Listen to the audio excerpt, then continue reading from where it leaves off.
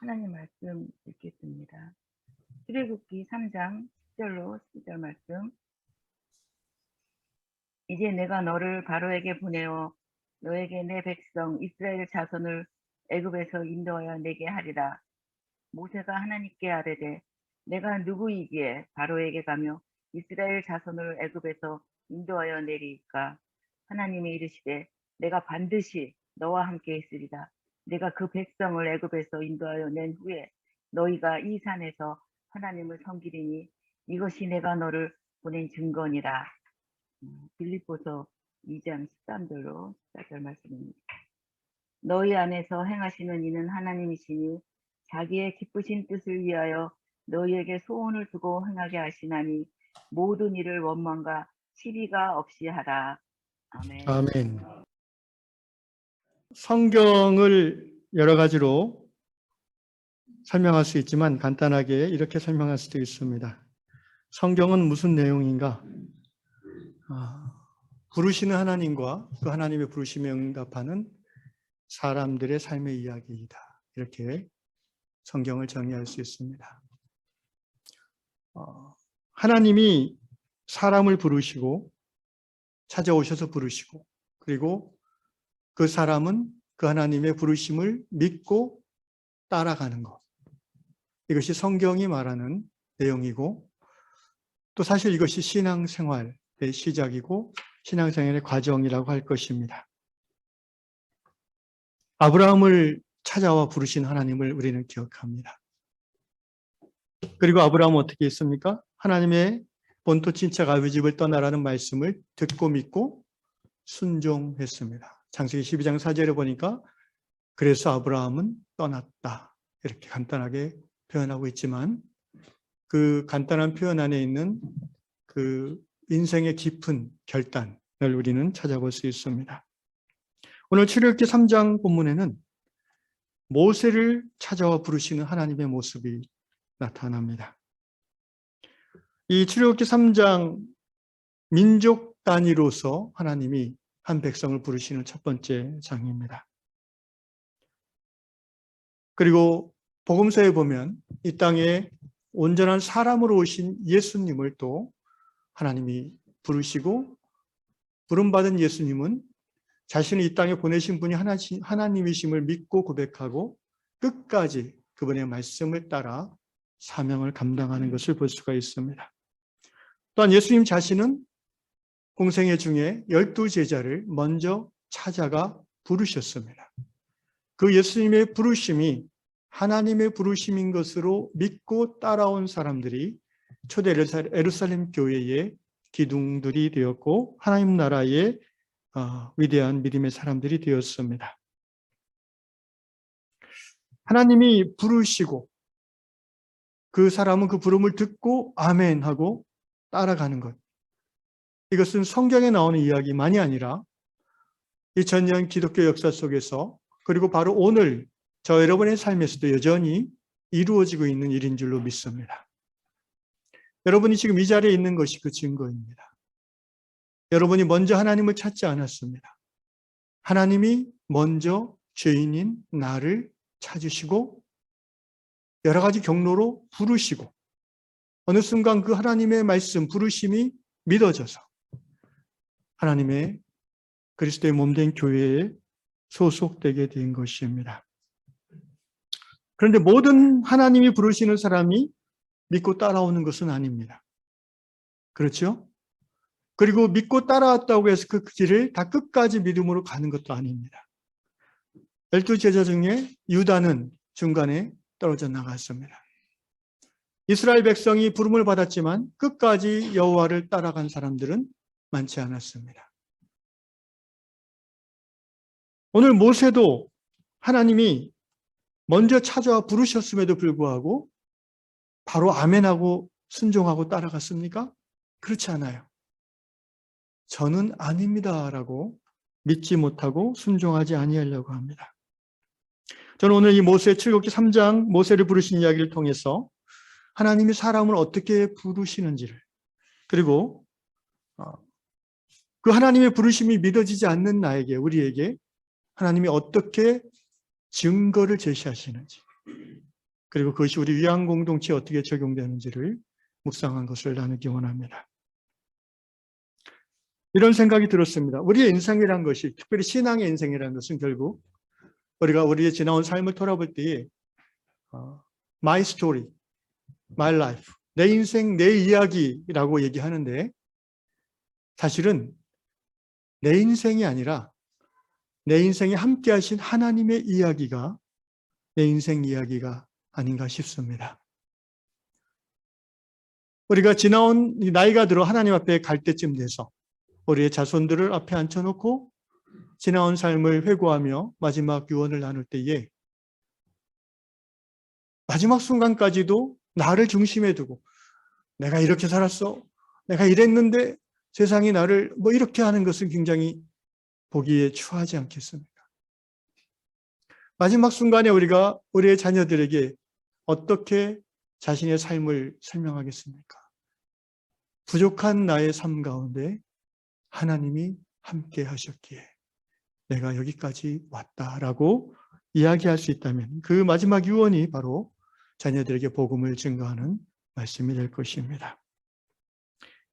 이 자리는 우리 모두가 삶의 마지막 순간에 나와 함께 하신 하나님이 내 인생 가운데 이렇게 행하셨습니다라고 고백할 수 있는, 그리고 감사드릴 수 있는 모든 성도들 되시기를 축원합니다. 결국 하나님이 오늘 모세를 부르신 이 장면 속에서 우리는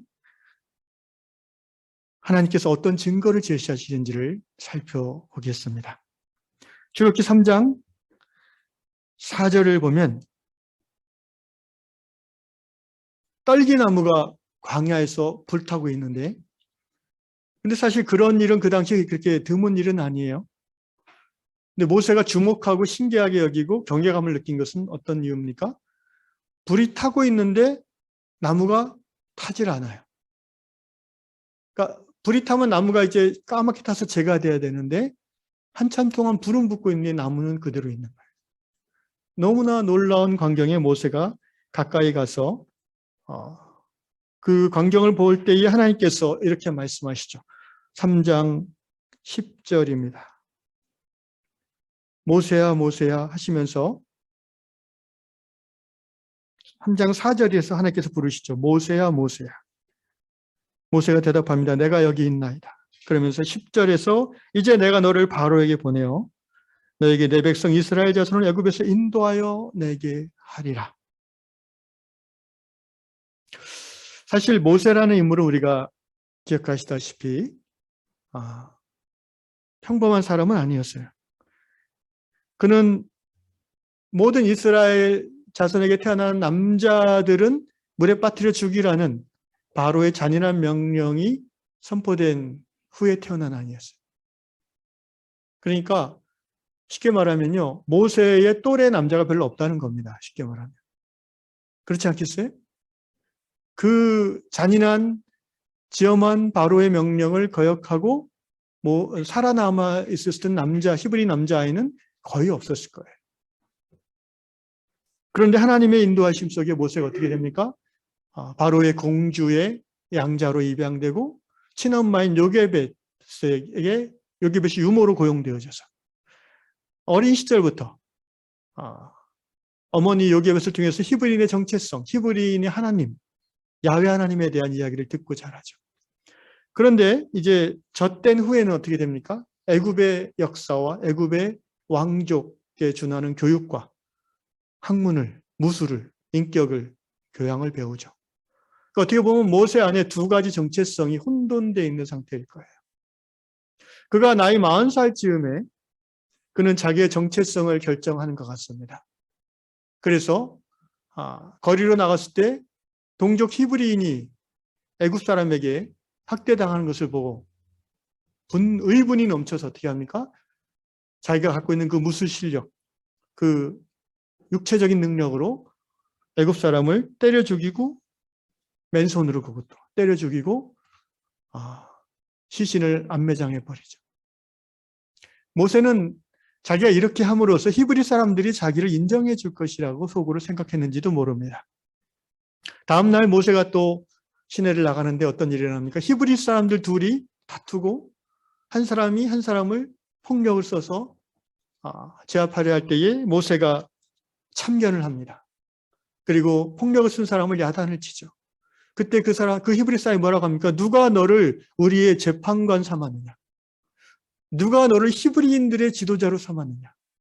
너는 애굽의 왕자인 주제에 왜 그렇게 행동하느냐? 어제 네가 애굽인을 죽인 것처럼 나도 죽이겠느냐? 이렇게 얘기하죠. 그러니까 모세의 생각과는 다른 거예요. 모세는 두 가지 정체성 속에서 이제 히브리인 쪽으로 마음이 기울어서 의분에 넘쳐서 옳은 일을 했다고 생각했는데 그것이 히브리인들 사이에서는 받아들여지지 않고 있고요. 오히려 바로의 노여움을 샀죠. 왕자의 준하는 귀족인 노예가 애굽 사람 하나를 죽였다고 해서 그것이 바로의 큰 노여움을 살 이유는 아닙니다. 전제 군주 시대의 말입니다. 바로의 노예를 샀던 이유는 뭡니까? 히브리인들을 위하여 애굽인을 죽였다는 거예요. 민족의 배반자라는 거죠. 그래서 모세는 바로에게 생명의 위협을 느끼고 광야로 나아갑니다. 여러분, 광야에서 모세가 몇 년을 훈련을 받습니까? 40년을 훈련받죠. 오늘 이 떨기나무에서 하나님을 만나는 것은 모세가 80세 되던 해입니다. 광야에서 40년, 4년도 아니고 10년도 아니고 40년. 애굽에서 배웠던 모든 지식과 그 지혜와 또 애굽 왕자로서의 그 자존감, 이런 것들이 이미 다 사라졌을 때, 내가 이스라엘의 히브리인들의 지도자가 될 거야 라고 했던 그 자신감, 이제는 하나도 없어졌어요. 어찌 보면 하나님은 바로 이 상태로 모세가 나아가기까지 기다리셨는지도 모릅니다. 애굽에서 배웠던 모든 철학과 지혜와 또 애굽 왕자로서 자연스럽게 우러나왔던 위엄과 지도력이, 리더십이, 언변이 이제는 80세 허연 머리가 백발이 되고 장인이 느루에 양을 대신 쳐주는 그런 평범하다 못해서 못난, 아무도 알아주지 않는 그런 노인 모세. 하나님은 바로 그 모세를 찾아오신 겁니다. 그리고 말씀하십니다. 내가 너를 이스라엘의 지도자로 삼고 내 백성을 애굽에서 인도하여 내게 하겠다. 아마 40세 때의 모세라면은 하나님 정말 잘 보셨습니다. 이렇게 생각했습니다. 내가 아니면 누가 하겠습니까? 그런데 이제 80세 된 모세는 어떻게 반응합니까? 13절에 보니까 못 믿겠습니다. 이렇게 얘기합니다. 근데 하나님이 나를 보냈다는 것을 이스라엘 사람들이 어떻게 알겠습니까? 그 후로 13장, 이 3장에 쭉 보면요. 계속해서 어떤 내용이 나오는지 여러분 기억하십니다. 하나님이 설명하시고 설득하시고 모세는 아니에요. 나는 안 돼요. 나 같은 사람이 어떻게. 주여 보낼 만한 자를 보내소서. 나는 입술이 둔한 자입니다. 온갖 핑계를 다 대요. 하나님이 기적을 보여주심으로 지팡이를 던지면 뱀이 되게 하시고 품에다 손을 넣었다 빼면은 문득병이 들고 다시 넣었다 빼면 깨끗해지는. 그래서 이 두 가지 기적을 사람들이 의심하면 보여주라 그러면 믿을 거다. 그래도 안 해요. 그만큼 모세의 정체성은 완전히 낮아진 상태. 내가 누구이간데. 여러분, 하나님이 사람을 부르실 때 모든 사람이 그 하나님의 부르심을 아멘하고 받아들이지 않아요. 저 여러분이 그 부르심을 받아들인 것은 하나님의 은혜인 줄로 믿습니다. 3장 11절 내가 누구에게 바로에게 가며 이스라엘 자손을 애굽에서 인도하여 내리까. 자, 이 말은 당신이 나를 부르신 것을 나는 못 믿겠다 이 말입니다. 나는 그럴 수 있는 사람이 아니다. 번지수가 틀렸어요 하나님 이 말입니다. 그때 하나님께서 이렇게 말씀하세요. 3장 12절 같이 한번 읽어보겠습니다. 3장 12절 시작. 하나님이 이르시되 내가 반드시 너와 함께 있으리라. 내가 그 백성을 애굽에서 인도하여 낸 후에 너희가 이 산에서 하나님을 섬기리니 이것이 내가 너를 보낸 증거니라. 모세의 질문은 내가 누구간데 그럴 수 있습니까? 나는 그럴 만한 사람이 아닙니다. 이 말이에요. 근데 하나님의 대답은 저 같으면은 야, 너는 그래도 애굽의 왕자였고 모든 경험과 지식이 있고 이제 광야 생활에서 너는 겸손까지 해줬다. 너가 바로 내가 찾던 사람이다. 이렇게 설명하라고 해요. 모세 네가 누군지 모세의 어떤 모습을 현실을 설명하려고 해요. 그런데 하나님은 그렇게 안 하십니다. 하나님의 대답은 어떻게 보면 일상 대화의 맥락에서 벗어나요. 모세는 내가 누구간데 이렇게 질문했어요. 근데 하나님 뭐라고 대답하세요? 내가 반드시 너와 함께 있으리라. 이게 하나님의 대답이에요. 두 번째 하나님의 증거가 뭐예요? 하나님이 요새를 부르셨다는 증거가 뭐예요? 3개월 후에 나중에 내가 이 산에서 이 산이 이제 지금 호렙산이고 다른 말은 시내산입니다. 출애굽 약 3개월 후에 200만 이스라엘 백성들이 이 산에서 하나님을 경배하지 않습니까? 3개월 전에 지금 하나님이 모세에게 얘기하시는 거예요. 내가 그 백성을 애굽에서 인도하여 낸 후에 너희가 이 산에서 하나님을 섬기리니 예배하리니 이것이 내가 너를 보낸 증거니라. 하나님이 모세를 부르셨다는 증거는 모세가 어떤 사람인지와 상관없다는 겁니다. 아멘? 하나님이 당신을 부르신 증거는 당신이 학벌이 어떻고 능력이 어떻고 재산이 어떻고 인격이 어떻고 상관없다는 거예요. 하나님이 그걸 모르시겠습니까? 하나님이 당신을 부르신 증거는 첫째, 내가 너와 함께 하겠다. 하나님이 너와 함께 하겠다. 둘째, 앞으로 미래에 네가 일하는 일을 통해 하나님께 영광을 돌릴 것이다. 하나님이 함께함이 하나님이 부르심의 증거요. 지금 하나님이 모세와 함께하고 있지 않습니까? 떨기나무 기적을 통해서 모세가 신을 벗고 그 하나님과 함께하고 있지 않아요? 그게 하나님이 모세를 부른 증거예요. 두 번째, 앞으로 일어날 일이 하나님이 제시하는 증거예요. 사랑하는 형제자매 여러분, 우리가 하나님 앞에 사명을 받고 부르심을 받을 때에 내가 누구인가는 중요하지 않아요. 하나님이 그것도 모르고 나를 부르실까 봐요. 제가 28살쯤에 부르심을 받았는데 그때 저도 이 모세 같은 생각이 들었어요. 나 같은 사람이, 그죠? 나 같은 사람이. 그런데 하나님의 방식은 사람의 방식과 다릅니다. 사실 모세가 태어난 것 자체가 하나님의 계획 가운데 태어난 것을 우리는 알지 않습니까? 이스라엘 백성들의 절규와 고통이 하나님 전에 상달되어졌을 때에 하나님이 이스라엘 백성이 우리를 구원하소서라고 온 백성이 한 목소리로 간구할 때에 하나님이 그때 뭘 하셨냐면 레위지파 한 남자와 한 여자를 만나서 결혼을 시키셨어요. 그게 하나님의 기도 응답이에요. 그리고 한 아기를 첫째도 아니에요. 셋째로 태어나게 하셨어요. 그리고 히브리 사람도 아니고 40년을 애굽의 궁정에서 살게 하셨고 이제 또 40년을 광야에서 홀로 하나님과 동행하셨고 이제 그 상태에서 하나님이 모세를 부르시는 거예요. 저 여러분은 마찬가지입니다. 하나님이 저 여러분을 이 요한 공동체로 부르셨을 때에는 하나님의 계획 가운데 부르신 거다. 우리 요한 공동체가 제가 지난주에 그런 말씀을 전했어요. 우리 요한 공동체는 21세기 한국 교회의 잘려진 그루터기 위에 하나님께서 심으신 거룩한 씨앗이다. 많은 성도님들이 믿음으로 아멘 하고 받았습니다.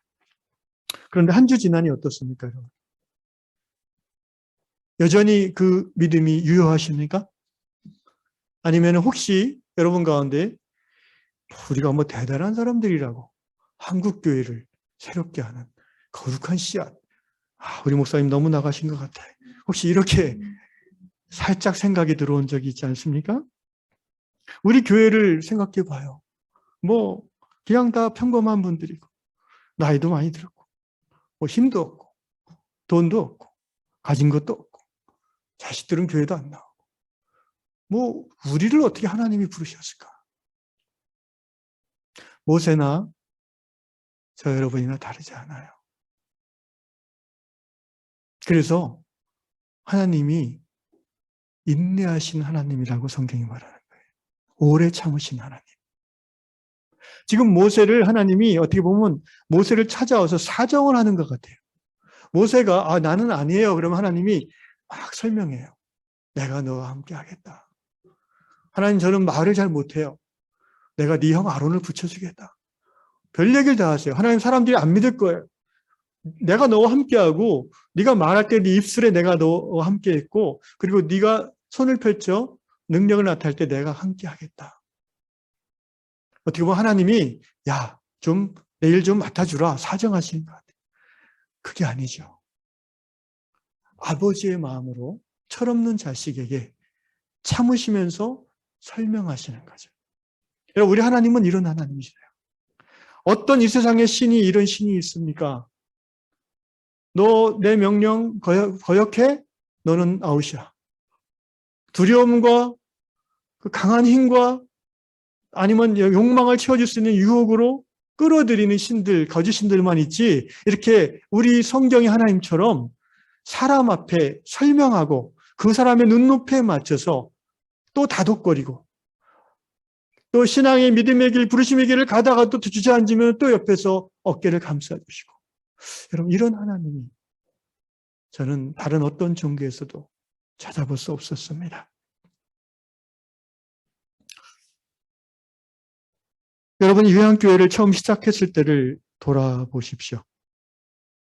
목회자의 욕심과 독단으로 도저히 그 목사님과 그 교회에 함께 하기 어려워서 슬픔과 분노를 머금고 50여 명이 나왔다고 들었습니다.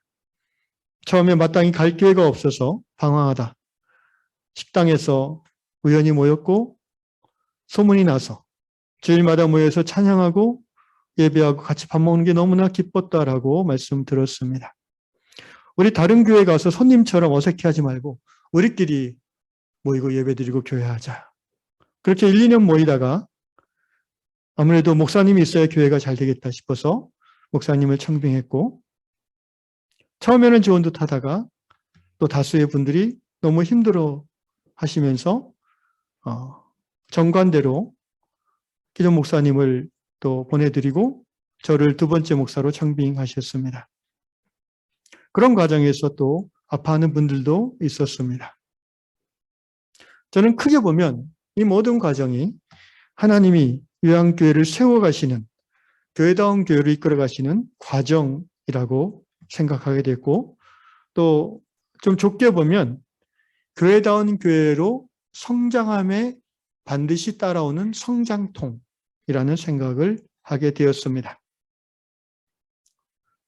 그런데 요한공동체 성도들 모두가 하나님을 사랑하고 교회를 사랑하고 서로 사랑하지만 또 교회를 앞장서서 이끌어가는 그런 전문적인 삶을 살았던 분들은 아니기에 여러 가지 시행착오를 거치는 것은 어찌 보면 당연합니다. 그럼에도 불구하고 우리는 이 모든 7년의 과정이 사람이 아니라 하나님이 인도하셨음을 믿습니다. 우리끼리 예배드리고 교제하니 너무 좋구나. 이거 어떻게 보면 그냥 인간적인 마음일 수 있어요.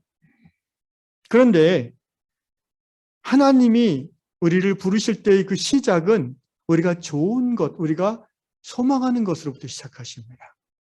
오늘 빌립보서 2장 13절 14절 말씀 너희 안에서 행하시는 이는 하나님이시니 자기의 기쁘신 뜻을 위하여 너희에게 소원을 두고 행하게 하시나니 하나님의 기쁘신 뜻을 우리를 통해서 이루실 때 하나님이 어떻게 시작하십니까? 우리 가운데 소원을 두고 행하십니다. 7년 전에 여러분 안에 소원이 생겼어요. 우리끼리 함께 모여 예배드리면 좋겠다. 우리끼리 함께 교회를 이루면 좋겠다. 이게 얼마나 좋은가. 우리끼리 정말 교회다운 교회를 한번 이루어 봅시다. 그런 소원이 생겼습니다. 여러분 그것이 부르심의 시작인 줄로 믿으시기 바랍니다. 하나님이 기뻐하시는 뜻을 이루기 위하여 우리 가운데 소원을 두고 행하게 하시는 하나님. 그러므로 모든 일을 원망과 시비가 없이 하라라고 바울은 빌립보 교회에 당부합니다. 당연히 그 하나님의 기쁘신 뜻을 이루기 위하여 소원을 두고 시작했지만 서로가 다른 생각, 다른 또 서로의 부족함, 연약함이 있기 때문에 원망과 불평이 생길 수 있는 거예요. 실제 그래왔잖아요. 그러나 그럼에도 불구하고 오늘 여기까지 우리가 이 공동체를 유지하고 부르심을 따라 걸어왔다는 것도 사실입니다. 저는 이 모든 것이 하나님이 이 요한교회를 인도하시는 과정인 것으로 믿습니다. 그리고 제가 이 교회에 부임하게 됐습니다. 이미 말씀드린 것처럼 저는 이 교회 성도 중에 아무도 아는 사람이 없습니다. 후배 두 분이 있다고 들었는데 그 전에 잘 몰랐습니다, 사실은. 여기 와서 후배 분들이 계신 걸 알았죠. 그런데 그래서 제가 여기 연결된 것 자체가 하나님의 신기한 인도하심이에요. 저를 잘 모르는 그 온누리교회 장로님이 저에 대한 잘못된 정보를 가지고 저를 여기에 추천한 거예요. 그분이 노회장일 때 이제 제가 개척교회가 홍대 앞에서 예배당이 없이 식당에서 예배를 드렸던 적이 있어요. 1년 정도. 근데 그거를 이제 언뜻 듣고 홍대 그러니까 젊은이의 거리로 생각하셔서 근데 요한교회 우리 황장로님이 그분에게 우리 청년들을 일으키고 싶다. 뭐 이런 얘기를 그분이 듣고 그러면 이 목사님이 청년 사역하니까 추천하면 좋겠다. 그리고 나이도 보니까 40대쯤 돼 보이는데 그래서 저를 40대 중반으로 봤대요. 할렐루야.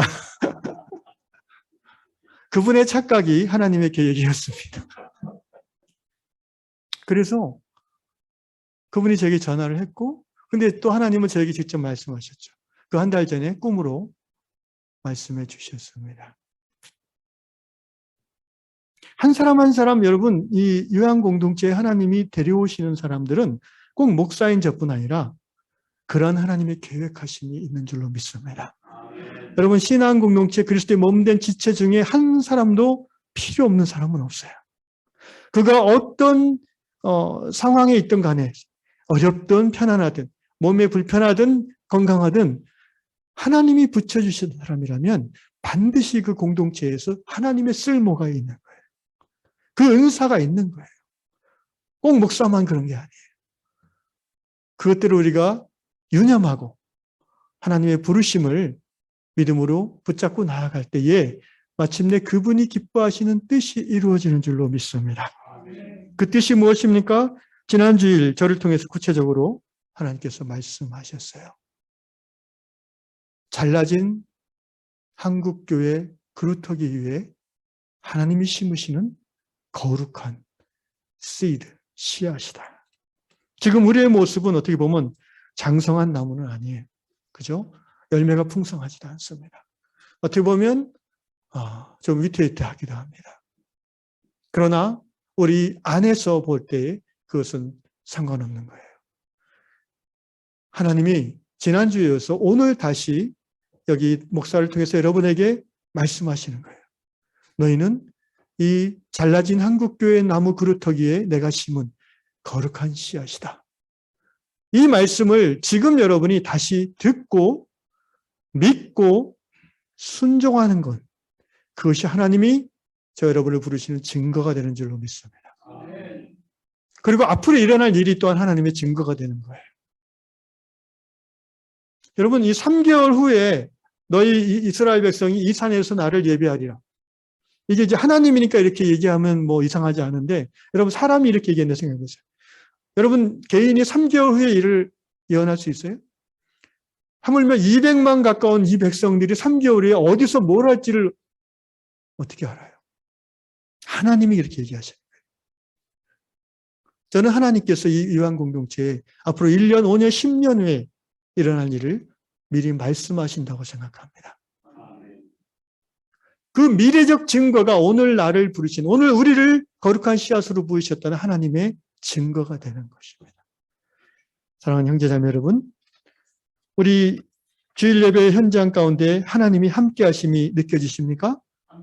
그것이 하나님이 우리를 부르신 증거입니다. 모세에게 말씀하시지 않았습니까? 내가 너와 함께 하겠다. 네가 앞으로 이 산에서 이스라엘 백성으로 하여금 나를 예배하게 할 거다.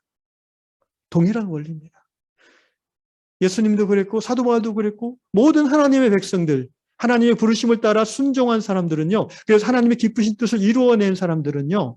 뭔가 자기가 자격이 되고 뭐 많이 배우고 뭐 학위가 있고 그래서 된 게 아니에요. 그런 사람도 있고 안 그런 사람도 있지만 중요한 것은 하나님이 부르심을, 그 말씀을 믿음으로 잡으면 돼요.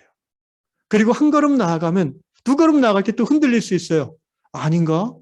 아니 나는 아닌가? 그때 또 하나님이 말씀하실 거예요. 그럼 또 말씀을 붙잡으면 돼요. 말씀과 동행하는 삶이 그래서 중요합니다. 그렇게 걷다 보면, 그렇게 함께 손잡고 가다 보면 언젠가 하나님이 우리 교회를 이렇게 이끄셨나이다 라고 울며 감격하며 감사드리는 요한 공동체 될 줄로 믿습니다.